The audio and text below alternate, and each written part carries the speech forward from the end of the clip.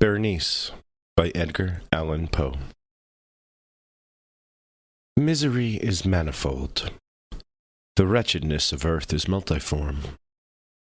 Overreaching the wide horizon as the rainbow, its hues are as various as the hues of that arch, as distinct, too, yet as intimately blended.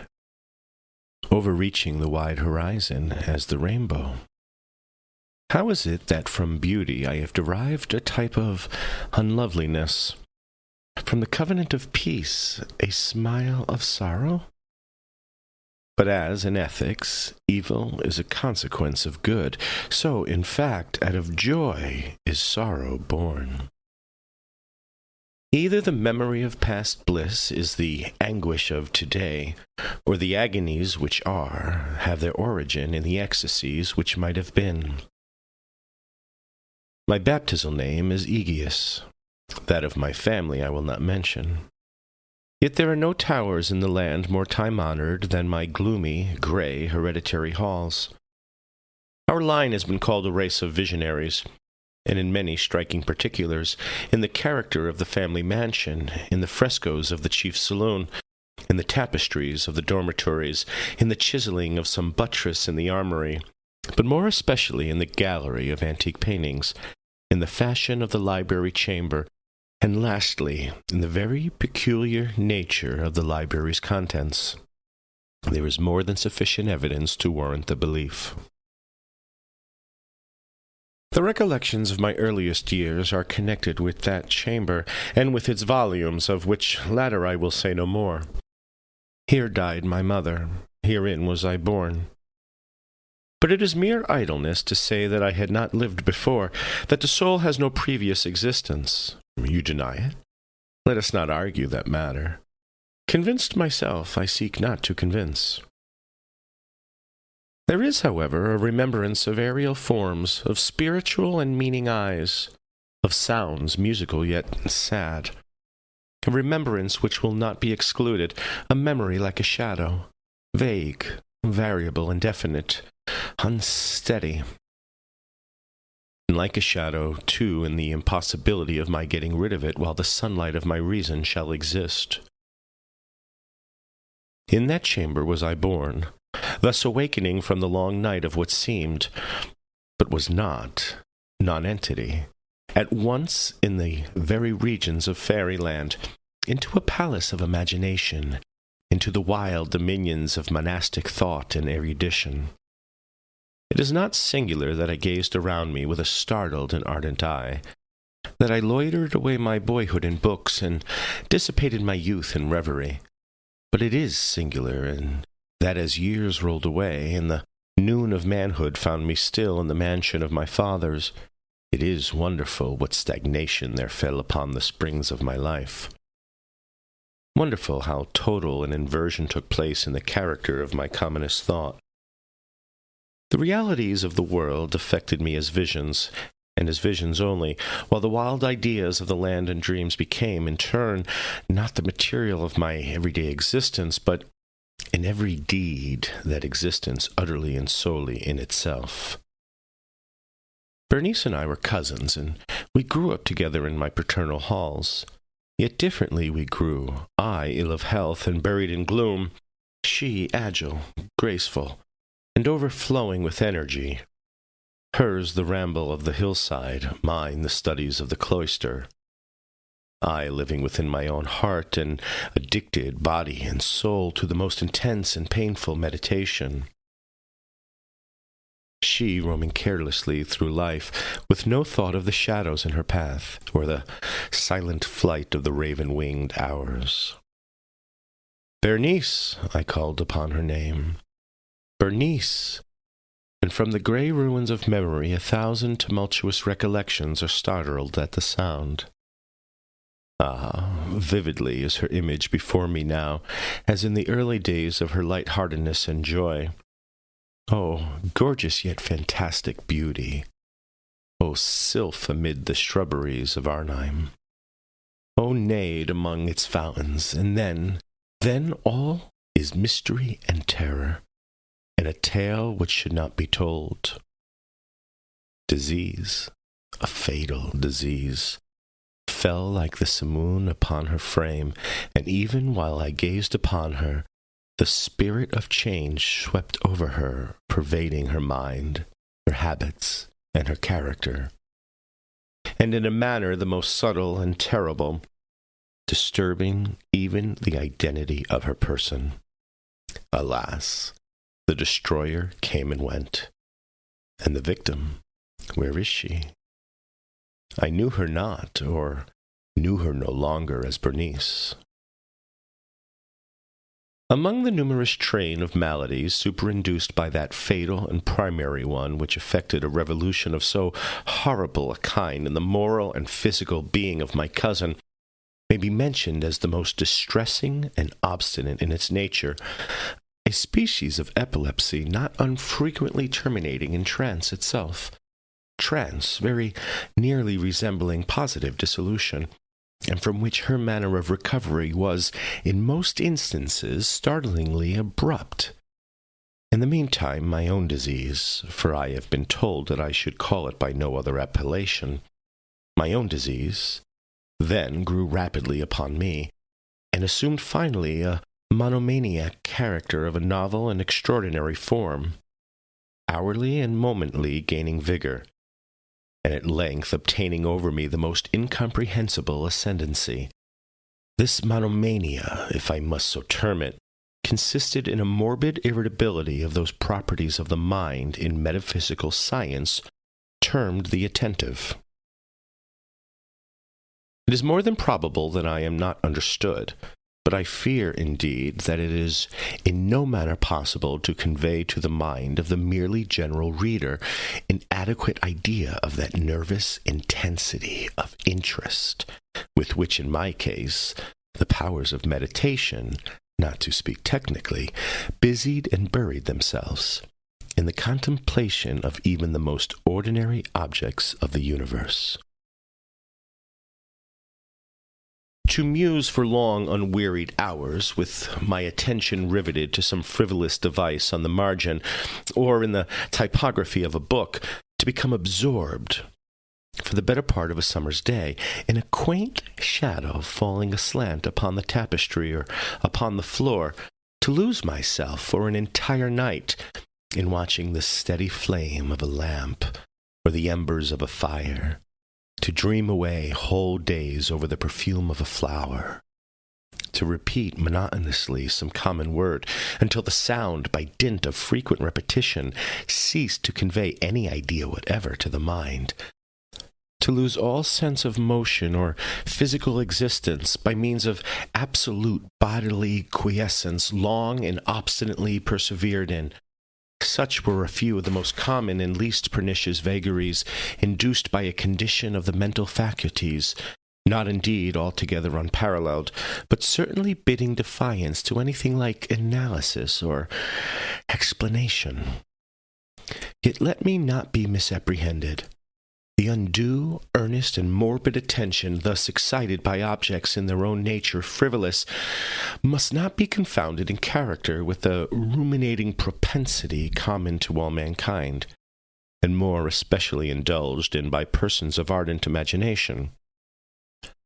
It was not even, as might be at first supposed, an extreme condition, or exaggeration of such propensity, but primarily and essentially distinct and different. In the one instance, the dreamer or enthusiast, being interested by an object usually not frivolous, imperceptibly loses sight of this object in a wilderness of deductions and suggestions issuing therefrom, until, at the conclusion of a daydream often replete with luxury, he finds the incitamentum, or first cause of his musings, entirely vanished and forgotten. In my case, the primary object was invariably frivolous, although assuming, through the medium of my distempered vision, a refracted and unreal importance. Few deductions, if any, were made, and those few pertinaciously returning in upon the original object as a center. The meditations were never pleasurable, and at the termination of the reverie, the first cause, so far from being out of sight, had attained that supernaturally exaggerated interest which was the prevailing feature of the disease. In a word, the powers of mind more particularly exercised were, with me, as I have said before, the attentive, and are, with the daydreamer, the speculative.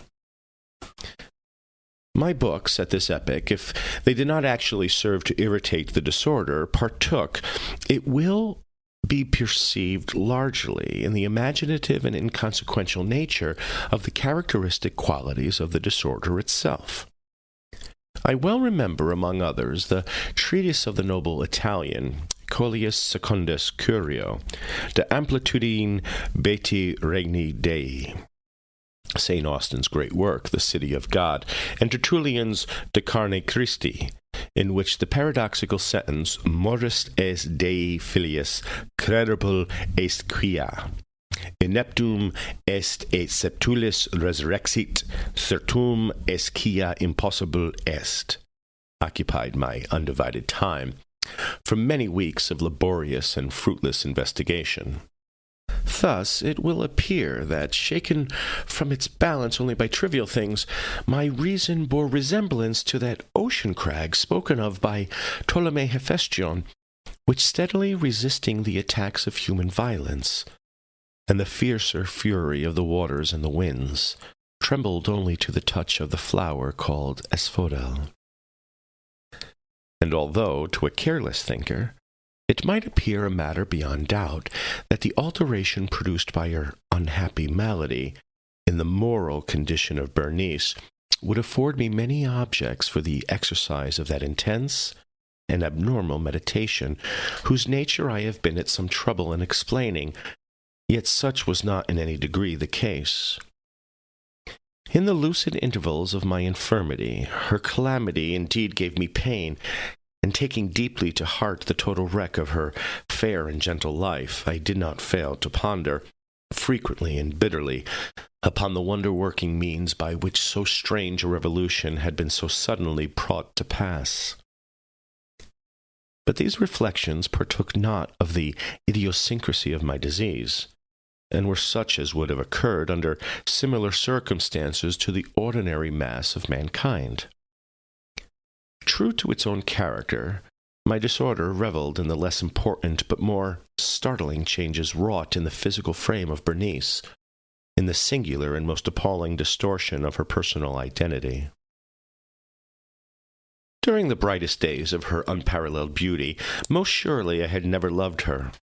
In the strange anomaly of my existence, feelings with me had never been of the heart, and my passions always were of the mind. Through the gray of the early morning, among the trellised shadows of the forest at noonday, and in the silence of my library at night, she had flitted by my eyes, and I had seen her, not as the living and breathing Berenice, but as the Berenice of a dream, not as a being of the earth, earthy, but as the abstraction of such a being, not as a thing to admire, but to analyze, not as an object of love, but as the theme of the most abstruse, although desultory speculation. And now I shuddered in her presence and grew pale at her approach. Yet, bitterly lamenting her fallen and desolate condition, I called to mind that she had loved me long, and in an evil moment I spoke to her of marriage. And at length the period of our nuptials was approaching, when, upon an afternoon in the winter of the year, one of those unseasonably warm, calm, and misty days which are the nurse of the beautiful halcyon, I sat, and sat, as I thought, alone, in the inner apartment of the library, but, uplifting my eyes, I saw that Berenice stood before me. Was it my own excited imagination, or the misty influence of the atmosphere, or the uncertain twilight of the chamber, or the gray draperies which fell around her figure, that caused in it so vacillating and indistinct an outline? I couldn't tell. She spoke no word, and I, not for worlds, could I have uttered a single syllable. An icy chill ran through my frame. A sense of insufferable anxiety oppressed me. A consuming curiosity pervaded my soul. and sinking back upon the chair, I remained for some time breathless and motionless, with my eyes riveted upon her person. Alas, its emaciation was excessive, and not one vestige of the former being lurked in any single line of the contour. My burning glances at length fell upon the face. The forehead was high and very pale, and singularly placid, and the once jetty hair fell partially over it, and overshadowed the hollow temples with innumerable ringlets, now of a vivid yellow, and jarring discordantly in their fantastic character with the reigning melancholy of the countenance. The eyes were lifeless and lustreless and seemingly pupilless, and I shrank involuntarily from their glassy stare to the contemplation of the thin and shrunken lips. They parted, and in a smile of peculiar meaning, the teeth of the changed Berenice disclosed themselves slowly to my view. Would to God that I had never beheld them, or that, having done so, I had died. The shutting of a door disturbed me, and looking up, I found that my cousin had departed from the chamber. But from the disordered chamber of my brain had not, alas, departed, and would not be driven away, the white and ghastly spectrum of the teeth. Not a speck on their surface, not a shade on their enamel, not an indenture in their edges. But what that period of her smile had sufficed to brand in upon my memory, I saw them now even more unequivocally than I beheld them then. The teeth. The teeth! They were here, and there, and everywhere, and visibly and palpably before me, long, narrow, and excessively white, with the pale lips writhing about them, as in the very moment of their first terrible development. Then came the full fury of my monomania, and I struggled in vain against its strange and irresistible influence. In the multiplied objects of the external world I had no thoughts but for the teeth. For these I longed with a frenzied desire. All other matters and all different interests became absorbed in their single contemplation. They alone were present to the mental eye, and they, in their sole individuality, became the essence of my mental life. I held them in every light. I turned them in every attitude. I surveyed their characteristics. I dwelt upon their peculiarities. I pondered upon their conformation. I mused upon the alteration in their nature. I shuddered as I assigned to them in imagination a sensitive and sentient power, and even when unassisted by the lips, a capability of moral expression. Of Mademoiselle Salle it had been well said, que tous ses pas étions des sentiments, and of Berenice I more seriously believed, que tous ses dents étaient des idées. Des idées. Ah, here was the idiotic thought that destroyed me. Des idées. Ah, therefore it was that I coveted them so madly. I felt that their possession could alone ever restore me to peace, in giving me back to reason. And the evening closed in upon me thus, and then the darkness came and tarried and went, and the day again dawned, and the mists of a second night were now gathering around. And still I sat motionless in that solitary room, and still I sat buried in meditation, and still the phantasma of the teeth maintained its terrible ascendancy, as with the most vivid, hideous distinctness it floated about amid the changing lights and shadows of the chamber. At length there broke in upon my dreams a cry as of horror and dismay, and thereunto, after a pause, succeeded the sound of troubled voices, intermingled with many low moanings of sorrow or of pain. I arose from my seat, and throwing open one of the doors of the library, saw standing out in the antechamber a servant maiden, all in tears, who told me that Berenice was no more. She had been seized with epilepsy in the early morning, And now, with the closing in of the night, the grave was ready for its tenant, and all the preparations for the burial were completed. With a heart full of grief, yet reluctantly and oppressed with awe, I made my way to the bedchamber of the departed. The room was large and very dark, and at every step within its gloomy precincts I encountered the paraphernalia of the grave. The coffin, so a menial told me, lay surrounded by the curtains of yonder bed, and in that coffin, he whisperingly assured me, was all that remained of Berenice. Who was it, asked me, would I not look upon the corpse? I had seen the lips of no one move. Yet the question had been demanded, and the echo of the syllables still lingered in the room. It was impossible to refuse, and with a sense of suffocation I dragged myself to the side of the bed. Gently I uplifted the sable draperies of the curtains. As I let them fall, they descended upon my shoulders, and shutting me thus out from the living, enclosed me in the strictest communion with the deceased. The very atmosphere was redolent of death. The peculiar smell of the coffin sickened me, and I fancied a deleterious odor was already exhaling from the body. I would have given worlds to escape, to fly from the pernicious influence of mortality, to breathe once again the pure air of the eternal heavens. But I no longer had the power to move. My knees tottered beneath me, and I remained rooted to the spot, and gazing upon the frightful length of the rigid body as it lay outstretched in the dark coffin without a lid. God of heaven, is it possible? Is it my brain that reels?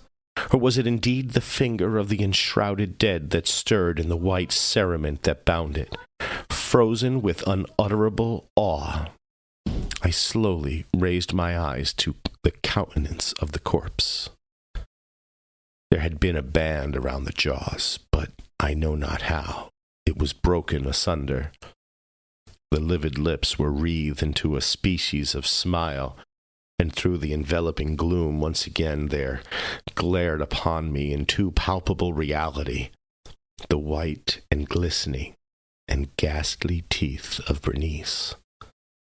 I sprang convulsively from the bed, and, uttering no word, rushed forth a maniac from that apartment of triple horror and mystery and death. I found myself sitting in the library, and again sitting there alone. It seemed that I had newly awakened from a confused and exciting dream. I knew that it was now midnight, and I was well aware that since the setting of the sun Berenice had been interred. But of that dreary period which intervened I had no positive, at least no definite comprehension. Yet its memory was replete with horror. Horror more horrible from being vague, and terror more terrible from ambiguity. It was a fearful page in the record of my existence, written all over with dim and hideous and unintelligible recollections. I strived to decipher them, but in vain. While ever and anon, like the spirit of a departed sound, the shrill and piercing shriek of a female voice seemed to be ringing in my ears. I had done a deed. What was it? I asked myself the question aloud, and the whispering echoes of the chamber answered me. What was it? On the table beside me burned a lamp, and near it lay a little box. It was of no remarkable character, and I had seen it frequently before, for it was the property of the family physician. But how came it there, upon my table, and why did I shudder in regarding it? These things were in no manner to be accounted for, and my eyes at length dropped to the open pages of a book, and to a sentence underscored therein. The words were the singular but simple ones of the poet Ibn Zayat. Decebant mihi sodales si sepulchrum amicae visitarum, cures meas aliquantulum fore levatas. Why, then, as I perused them, did the hairs of my head erect themselves on end? and the blood of my body become congealed within my veins. There came a light tap at the library door, and, pale as a tenant of a tomb, a menial entered upon tiptoe. His looks were wild with terror, and he spoke to me in a voice tremulous, husky, and very low. What said he?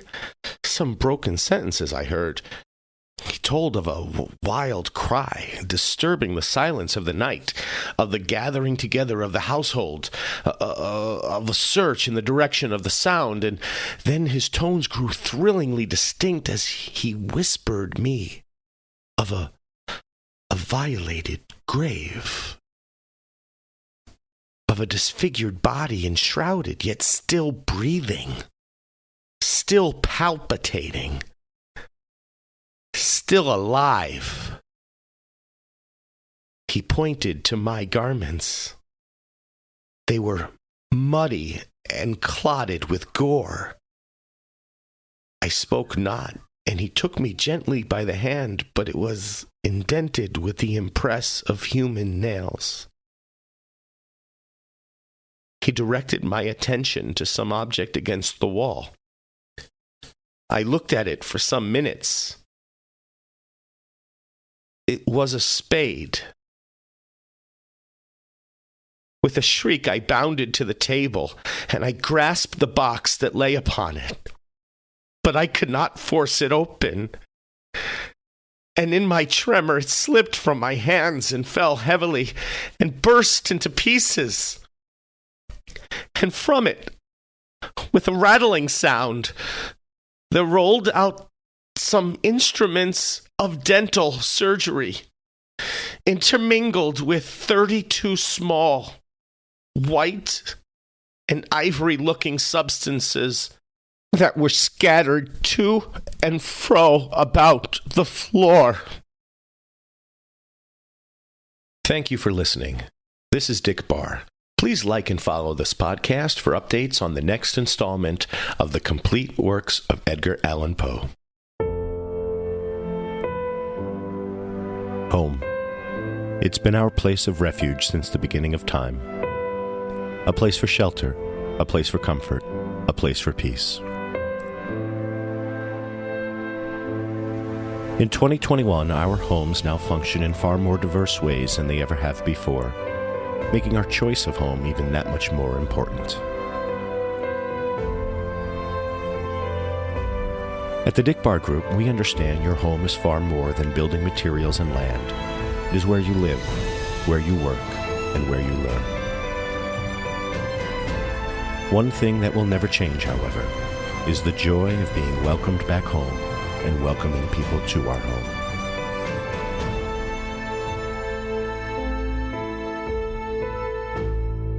Welcome home, America.